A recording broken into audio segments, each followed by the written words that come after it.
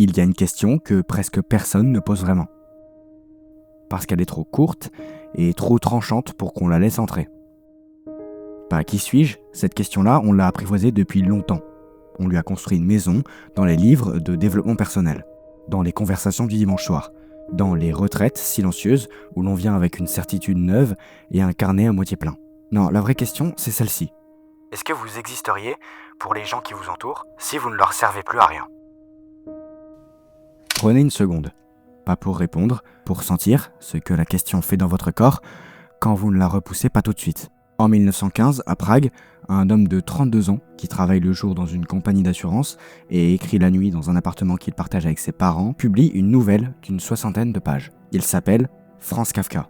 La nouvelle s'appelle La Métamorphose et elle commence par la phrase peut-être la plus célèbre de la littérature du XXe siècle. Un matin, au sortir d'un rêve agité, Grégor Samsa se retrouva dans son lit transformé en un monstrueux insecte. Ce qui est extraordinaire, ce n'est pas la transformation. Ce qui est extraordinaire, c'est à quoi Grégor pense immédiatement après. Pas qu'est-ce qui m'arrive, pas est-ce que je souffre, pas même est-ce que je rêve encore. Sa première pensée, dans les premières minutes où il découvre son nouveau corps, ses pattes qui s'agitent dans le vide, sa carapace dure, son ventre bombé, et celle-ci. Je vais être en retard au travail. Il pense à son chef, il pense à son train, il pense à son chiffre de vente du mois. Kafka met une phrase entière là-dessus. Une phrase longue, précise, presque bureaucratique, où Grégor calcule les conséquences professionnelles de sa situation. Comme si la chose la plus urgente, dans l'aube qui suit votre transformation en insecte, était votre contrat de travail. Ce n'est pas de l'humour, enfin, c'est de l'humour, mais c'est surtout quelque chose de beaucoup plus douloureux. C'est la description exacte d'un homme dont l'identité tout entière s'est construite autour de sa fonction. Grégor Samsa n'existe pas vraiment, en dehors de ce qu'il rapporte à sa famille. Il est le fils qui paye les dettes du père, le frère qui finance les études de la sœur, le salarié modèle qui n'a pas pris un jour de vacances en 5 ans. Il n'est pas une personne, il est un rôle. Et le moment où ce rôle devient impossible à tenir, il découvre progressivement, horriblement, ce qu'il reste de lui quand on l'en retire. La famille Samsa réagit comme des gens ordinaires, réagissent à une catastrophe ordinaire. D'abord, la sidération, puis l'adaptation, puis un mouvement si naturel qu'il en devient obscène. La lassitude. La mère ne peut pas regarder son fils sans s'évanouir. Le père, un homme que Grégor avait cru affaibli et vieilli, retrouve une énergie nouvelle pour jeter des pommes sur l'insecte qui était son fils. Pour le blesser. Pour lui intimer de disparaître dans sa chambre.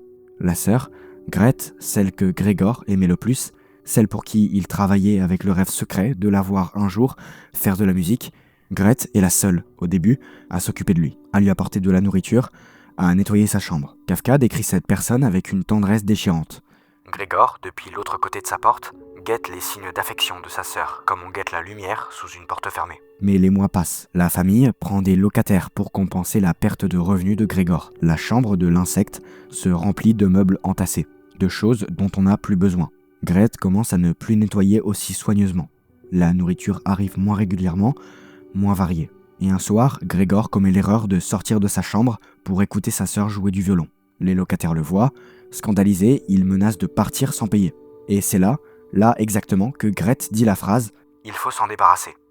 Pas « il faut l'aider », pas « il faut trouver une solution », il faut s'en débarrasser. Comme si on parlait d'un meuble encombrant, d'une créance irrécouvrable, d'un problème de logistique.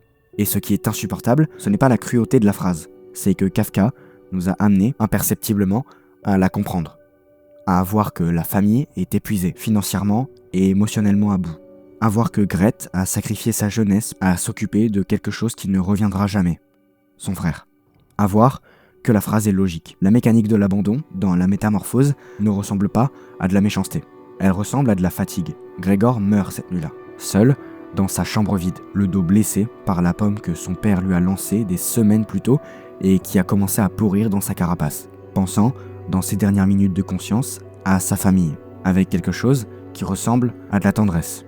Il disparaît, en aimant encore les gens qu'il voulait qu'ils disparaissent. Le lendemain matin, la femme de ménage trouve le corps. Elle l'annonce presque gaiement à la famille, et la famille, soulagée, réellement soulagée, d'un soulagement qu'elle ne cherche même pas à dissimuler, décide de prendre une journée de congé et d'aller se promener à la campagne. Le soleil brille, l'air est doux, la sœur s'étire dans le tramway et ses parents remarquent qu'elle est devenue une belle jeune femme, qu'il faudra bientôt lui trouver un mari. La vie reprend. Kafka referme la nouvelle sur cette image de renaissance familiale. 3 personnes, dans un tramway, soulagées, tournées vers l'avenir. La place de Grégor dans cette image ? Nulle part. Il faut parler de Kafka lui-même. La biographie illumine l'œuvre d'une façon qui n'est pas une coïncidence. Franz Kafka écrit La Métamorphose en 3 semaines, dans l'état fébrile qui était son seul régime créatif. Il n'écrit jamais dans le calme. Il écrit dans les interstices, les nuits volées au sommeil, les week-ends dérobés aux obligations sociales. Il travaille le jour dans un bureau qu'il déteste, pour un salaire qui va en partie à ses parents, dans une ville qu'il aime et qu'il étouffe à la fois. Il est fiancé à une femme, Felice Bauer, qu'il ne parviendra jamais à épouser. 2 fois fiancé, 2 fois qu'il recule. Il lui écrit des centaines de lettres, des lettres d'amour et des lettres d'excuses, et des lettres où il essaye d'expliquer qu'il n'est pas fait pour la vie ordinaire qu'elle mérite, qu'il est une créature de la nuit et du papier, qu'il n'a rien à offrir de concret, et il est malade.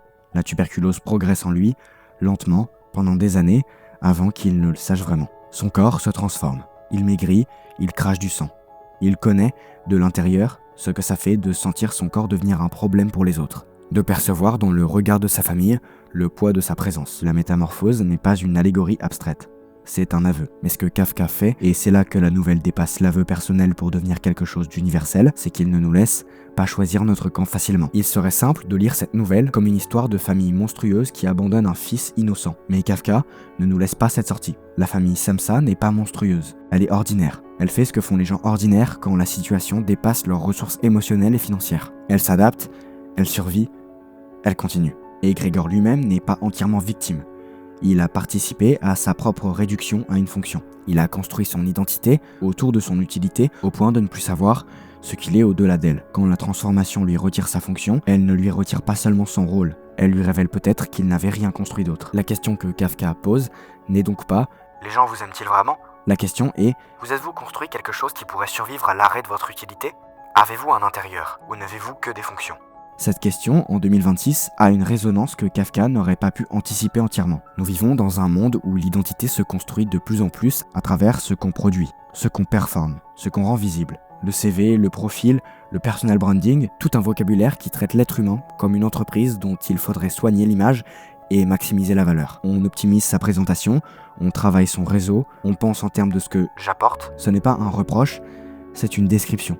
Nous vivons dans la logique de Grégor Samsa, avant la métamorphose. Et nous la trouvons si normale que nous avons besoin d'un insecte kafkaïen pour la voir. Kafka l'a vu en 1915. Il a vu que cette logique contenait en germe une catastrophe intime. Le jour où vous ne produisiez plus, où vous ne performez plus, où vous tombez malade, ou vieux, ou simplement épuisé. Ce que je veux vous dire avec cette nouvelle, c'est une invitation à un genre de courage particulier. Pas le courage héroïque de celui qui s'affiche et qui rassure. L'autre, celui qui consiste à demander honnêtement, dans le silence, ce que vous seriez si vous étiez soudain incapable de rendre service. D'être brillant, d'être disponible, d'être fort. Ce qui reste, quand on enlève tout ça, c'est vous.